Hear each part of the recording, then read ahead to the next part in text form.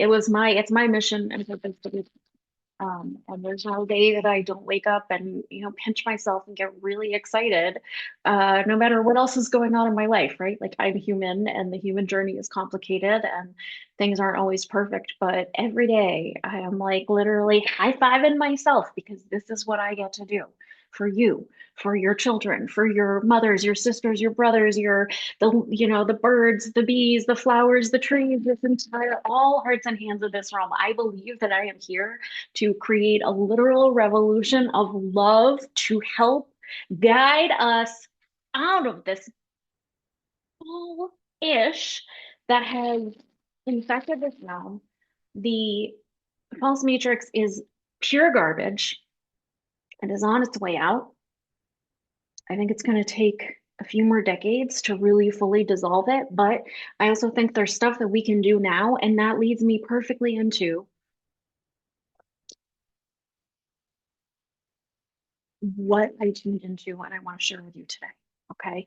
So I'm just looking at my notes. I pulled a couple of tarot cards and I also wrote down some dropping some stuff.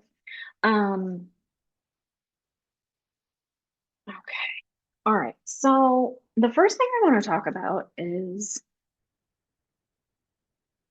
let me actually let me just see what I want to start with. All right. I'm gonna start with the tarot cards. So I pulled three tarot cards. And this kind of relates to like the bigger picture that I want to talk about because one of the things I tuned into for this is like tuning into what is coming as we move into 2030, 2040, 2050, 2060, 2070. Whoa, but 2070, I'm going to be a very old lady. Um, although my maternal grandmother was like 97, so you know what? Perhaps I shall see that window of time. But and I'm going to get into this, but the all of the cards that I pulled have to do with this energy of fully going inward. All right. One of the things that I think is happening, I don't think I know this is happening. This is the Hermit card. Okay. And one of the things that I know is happening is that the false matrix has created this like perpetual dog and pony show where they tell us how we would potentially change their fake baloney thing. Right. It would be through getting out on the streets and, casting votes and all of that. Now, listen, all right. Before you come at me and you're like, that's important. I'm not saying that getting out there on the street, but like tangible embodied action is not important. Okay. I literally, if you go back, you look at my my social media and anyway, from the time I was in the womb, I was with my parents at peace marches. Okay. I care about the embodied action part. That's a big part of what I do for people is helping people find a way to not just go inward and reconnect to your ancient wisdom, to essentially be the hermit, right? To be the hermit, to go inward, to really connect to your ancient sacred song that is the wisdom that lies beyond this realm and is your connection to true creative. I think the Hermit card, I love pulling the Hermit card because it's so beautiful to truly like embody that energy of no, that old punk, no gods, no masters, truly looking at yourself. And that's not to say that I don't believe in an energy of true creation. I believe that there is a true creator. I also simultaneously think that most of what people perceive to be God in this realm is garbage and junk and is false matrix programming and noise. Is there a true creator? 100%. Do I believe that I came from the heart of the heart of the heart of true creation? Yes, I do. And I also think that a lot of what we see from like a religious and a spiritual perspective, whether it's organized religion or the New Age, which Tony there's in my mind thing that's like Alchemy, all of that in a lot of ways is garbage. It's not meant to help really guide you into a sense of true restoration and remembrance. It's meant to distract you, to disconnect you from your own truth and your profound capacity to create miracles. This matrix literally feeds on us. The beings that are quote unquote in charge of this realm, they they have abdicated their capacity to create. They literally rely on us. You're always creating, whether you're aware of it or not. That's why this realm has essentially hooked most of the people, into this cycle of endless chaos, trauma, drama, karma, pain. Why there's endless war. Why no matter who's in charge, the bullshit continues. It's time to just stop this, okay? The way that we're going to fix this is by connecting with each other and reclaiming our essence, our power, our light, and saying, we're not doing this with you anymore. Because that is the real rub of this bogus system. And and I say bogus system, it's everywhere on the world. There is nowhere on earth that is truly reconnected to our profound wisdom system. That's what Hinduism was all about, was disconnecting us from our stories,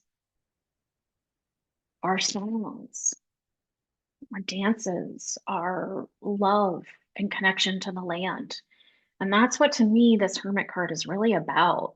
It's about going inward so that you can truly be of service to to the restoration of cosmic justice. But you have to go inward first. You have to do the inner work. And it can be intense. It can be very confronting.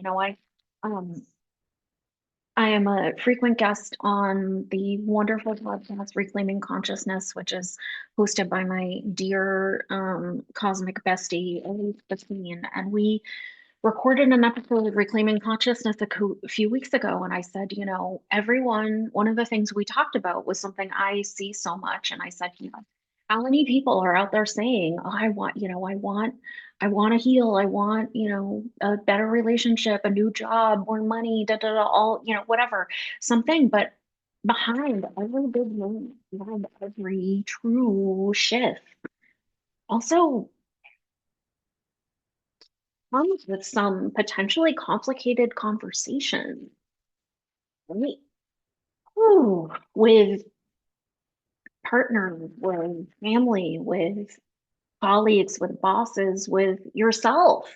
Being true change is uncomfortable in many ways. Is it also beautiful and cool and totally worth it? Absolutely. But it also requires you to go inward, really make peace with, the parts of yourself that sometimes might feel uncomfortable.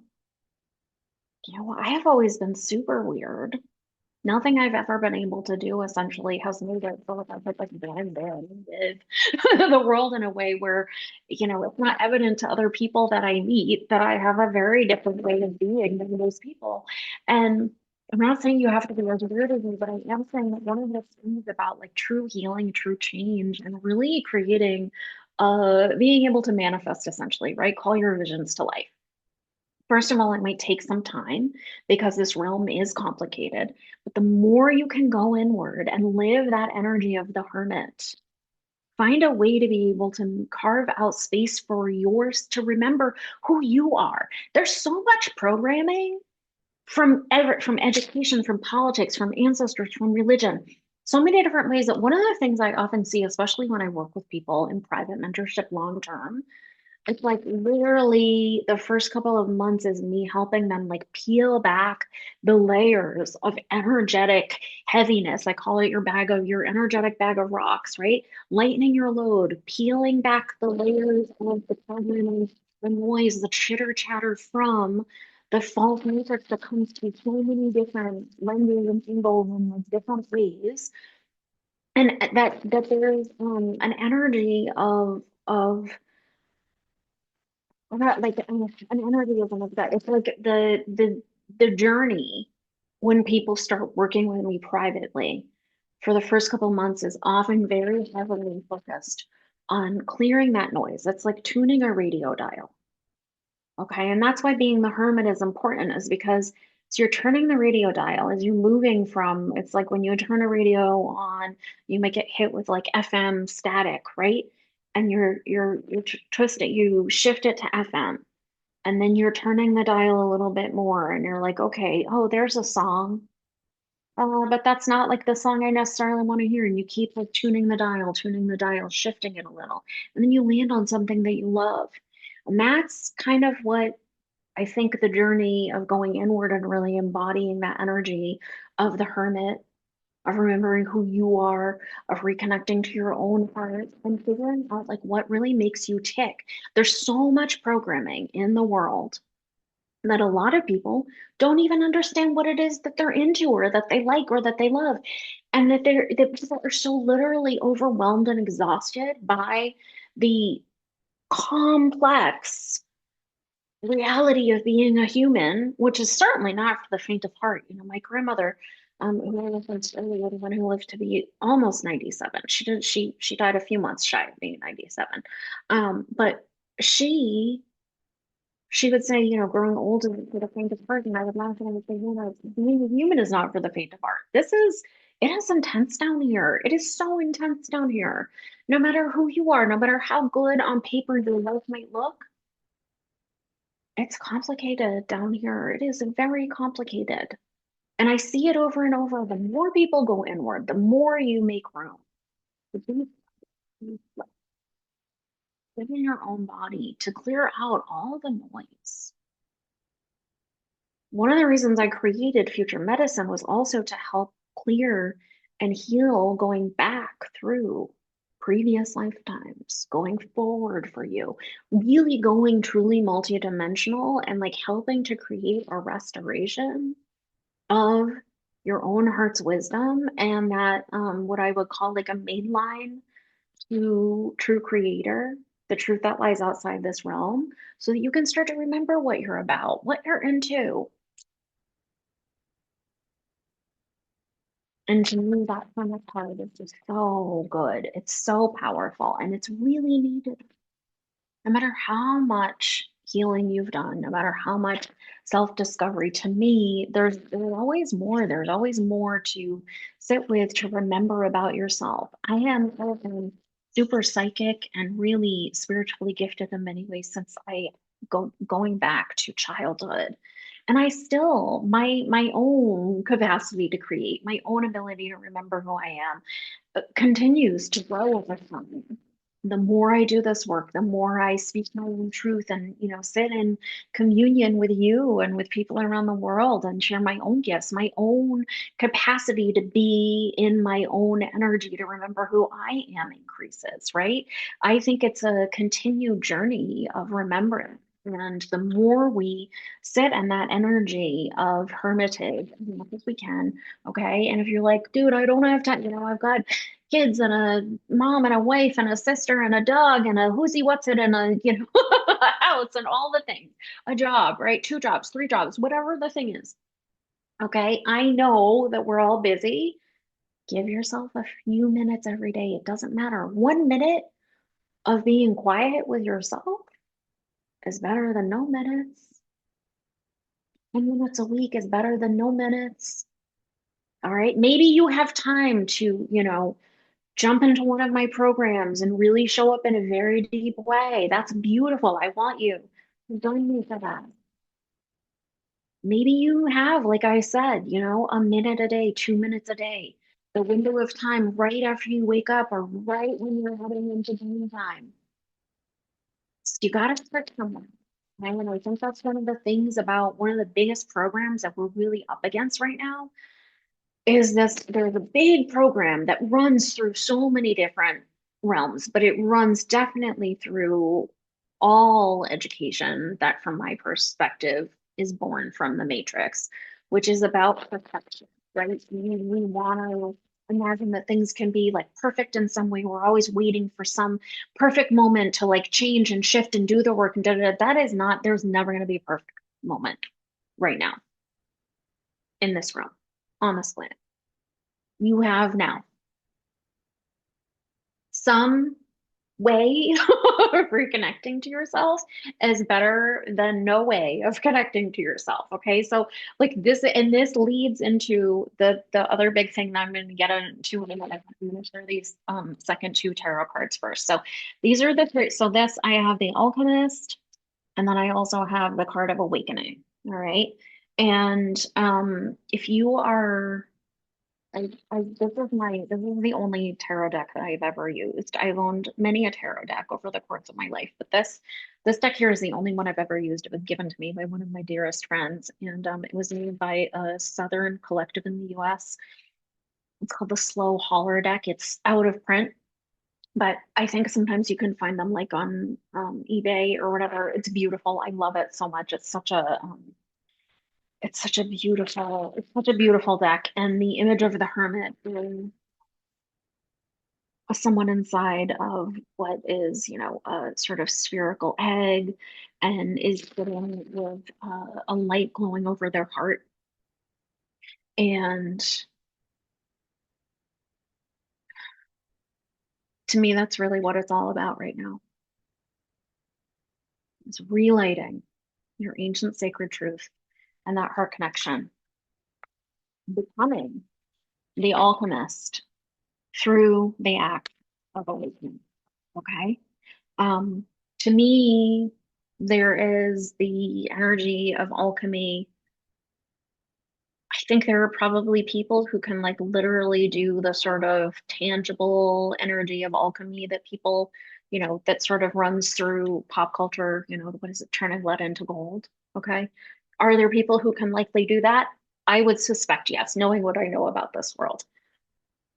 But there's another energy of alchemy, which is about alchemizing your emotions, using your essence, using what to me is a much more divine feminine way of alchemizing things, using the power of your creativity and your womb. And this is not just for women, this is for men too, because no matter who we are, no matter what kind of human body we're living in, we possess both of those energies of the divine feminine, the divine masculine. Finding a way to be able to essentially breathe life to our vision as alchemists, to me, is so important right now. And it's funny that I pulled this card because I just pulled it from the deck before I tuned into this for you guys. But I also realized that I have a program called the Cosmic Alchemist. And for me, it's no surprise that I pulled the alchemy card, which, you could be like, well, I didn't get to see you do it. You could just be trying to sell me something. Perhaps, but also to me, this energy of alchemy is so important. Okay, this is how we are going to really restore cosmic justice and stewardship to this realm, is by remembering we have the power to create profound things, and that while we are not actively living in the energy of the alchemist, that our energy is being harnessed by this punk ass matrix to create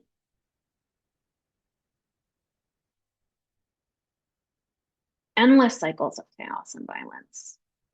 And that is why it is so important, from my perspective, for each of you, for all of us, to go inward, to remember who we are, and to extricate ourselves from these fake systems and use this power that we have as heart alchemists.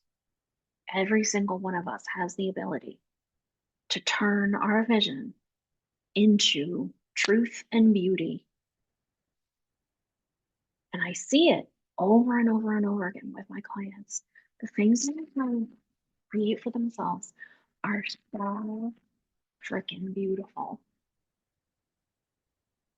So beautiful. Okay. And that energy, so that last card, to get into that energy of awakening, right? I often say that working with me is very much about restoring your capacity to see with the eyes of your heart. And see, yes, I mean like see with your physical eyes, see with your third eye, see with your hear, smell, touch, experience, the ultimate truth that lies beyond this realm. And that energy of awakening is so important right now. There's so much noise. Okay. Finding a way to fortify your boundaries, to shield and protect yourself, to shield and protect your family and your home. Whether you have kids, whether you do this work for yourself, the animals, the plants, the trees. There is a lot of need, and it can become overwhelming in some ways. But again, we have to go inward and really start somewhere. It's time to start because here's the thing, okay? And this leads into the things that I'm seeing in the years to come. All right. The years that are coming, and I've been saying this for years, that we need to really prepare ourselves. We need to get tight physically, emotionally, spiritually, find ways to really anchor into a level of energetic fortification and self mastery now. Because when I tune into, and I want to also be clear, I'm not saying this to scare anybody, but I do, when I tune into what is 30, 2040, 2050, and beyond. If we think that the past few years have felt chaotic, I think that there's going to be even more wild, super surreal things that are going to unfold in the years to come. And the way that you are going to hold your own, to stay strong, to really be able to protect yourself, to protect your family and your community as we move through the years ahead is to start now, really reconnect to your own heart, remember your capacity to create, restore your ability to engage in emotional and creative alchemy, and start to work with the magic that lies within you so that as we move forward, whatever comes, whatever the things are that are coming, okay? Like I'm not going to get into specifics because when I tune into sort of what things could look like, I think that one of the things that we're witnessing right now is like the Matrix knows that its days are numbered. It's throwing all its stuff out. Like, let's say that there are, 50,000 potential psyops that exist in their bucket of possibilities. They know that their hold on this realm, their days are numbered. And they are trying every single thing that they possibly can to try to keep a hold, a grip on all of us, even though they know their days are numbered. Okay. There is a cosmic restoration that is happening that is inevitable. And that also doesn't mean that the next 10 years, 20 years, 30 years, 40 years, 50 years are not also going to be very complicated as we go through this sense of restoration. From a cosmic true perspective, time is irrelevant. Time only exists in this matrix, okay? And it's not a line, it's a circle, which is also a sort of complicated thing to try to wrap your brain around. But as we move through these years ahead, you're going to need to understand how to respect and honor your intuition, how to listen to the energy of your heart and the things that you're being called to do, right? If you were being called, for example, to move, to shift into another location in the world, to, reframe your career, learn a new skill, plant a garden, okay? Like it is time to really start to do these things, remembering who you are and really doing things with your hands, finding a way to be able to like literally touch the soil, touch the ground, touch the earth, which brings me into one of the other big things that I think is a massive power move right now. And as we move through all these decades that are coming, is to rekindle that relationship that each of us has with the earth, with the birds and the bees and the flowers and the trees and the critters. Right before I started recording this, I went outside. I have an area. I don't have a yard technically, but I have there is an area outside of my house where I'm able to leave some dishes of water that I leave out for all the animals that live in my neighborhood, for the birds, for tons of birds. There are raccoons. I've never seen a possum. I always suspect that there are probably some possums. There are groundhogs. There are a lot of community cats. There are squirrels. The animals need us. We have abdicated our capacity to create, and it is not our fault in a lot of ways what has unfolded in this realm. But I do believe that it is our responsibility to find ways to be of true service to the natural world. Because we, no matter where we live on this planet, we have encroached on the land. And we have created a scenario where animals are continually forced out of their habitat and their homes, and they are forced to engage with us in ways that are very stressful for many of them and are really and I know there are people around the world, like at people who are also really struggling, and I don't want to dismiss that. But whatever you can do, putting out a dish of water every day, putting out a bird feeder, putting out nuts for the squirrels, whatever it is that you can do to do something, right? I heard a statistic a couple of weeks ago, fucked me up, that there are 400,000 stray cats in the city that I live in.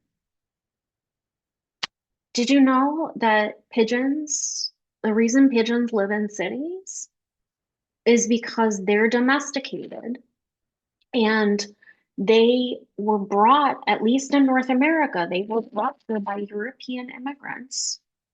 And then they fell out of fashion and were cast. That's why they live in cities, is because they need us. How many people are just so nasty about pigeons, about the way that they relate to and talk about them, the way that they talk about, vermin, rats. Rats are really, they love each other. They help each other.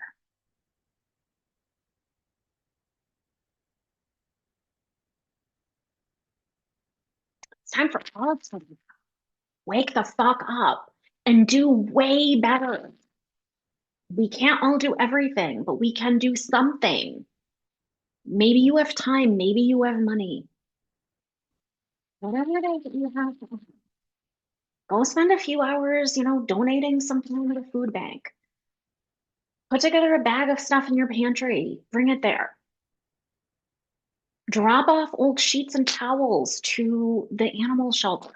Every animal shelter that exists as far as I'm aware could use food right now, right? Could use some towels, some bedding. They love that kind of stuff. Here's the thing, like I said, it's not about doing everything, but it is about doing something.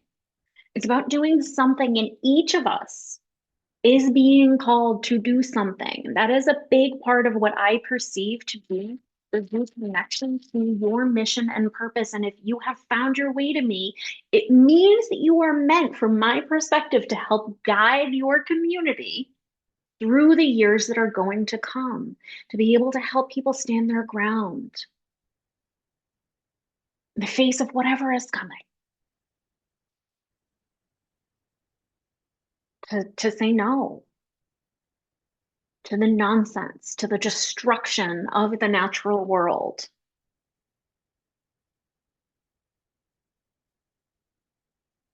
to these endless cycles of chaos that exist.